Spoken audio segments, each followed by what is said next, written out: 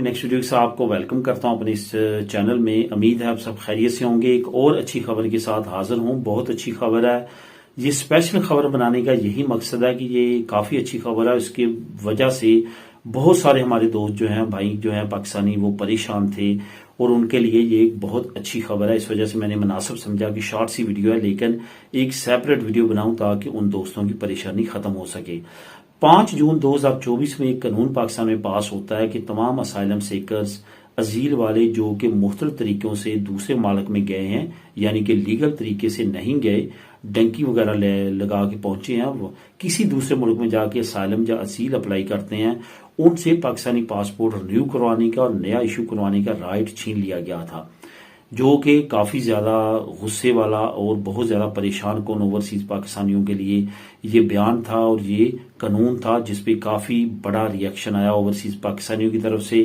اور پوری دنیا میں جو پاکستانی کونسلیٹ اور امبیسیز ہیں ان کے عملے کو بھی کافی زیادہ پریشانی اٹھانا پڑی، کیونکہ بہت بڑی تعداد میں ایسی کمیونٹی ہے جو کہ اسائلم پہ اور ازیل پہ دوسری کنٹریز میں آباد ہے.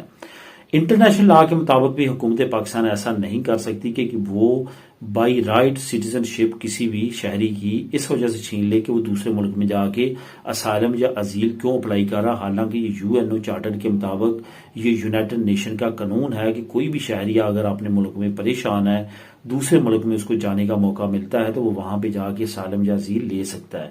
اس پہ پریشر بڑھتا آج باقاعدہ طور پہ کابینہ کی ایک اہم میٹنگ ہوئی ہے جس میں وائس پرائم منسٹر اور ساتھ ساتھ وہ فارن منسٹر بھی ہیں اسحاق ڈار، انہوں نے اس فیصلے کو واپس لے لیا ہے، اس قانون کو ختم کر دیا اور اوورسیز پاکستانی کو واپس رائٹ دے دیے ہیں کہ وہ اسائلم ازیل والے جو ہیں وہ نیا پاسپورٹ بھی ایشو کروا سکتے ہیں اور نیو بھی کروا سکتے ہیں. کوئی بھی کسی طرح کی بھی رکاوٹ یا پرابلم نہیں بنے گی. حکومت پاکستان اس میں کوئی بھی رکاوٹ نہیں بنائے گی اور جو انہوں نے 5 جون 2024 میں اپنا آرڈر جاری کیا تھا وہ بھی واپس لینے کا اعلان کیا ہے.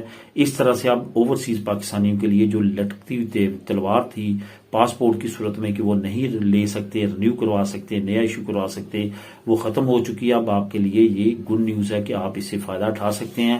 مزید کنفرمیشن کے لیے نیچے میں لنک دے رہا ہوں، آپ اس کو کلک کر کے خود بھی ریڈ کر سکتے ہیں. ملیں گے نیکسٹ ویڈیو میں نئی اپڈیٹس کے ساتھ. اللہ حافظ.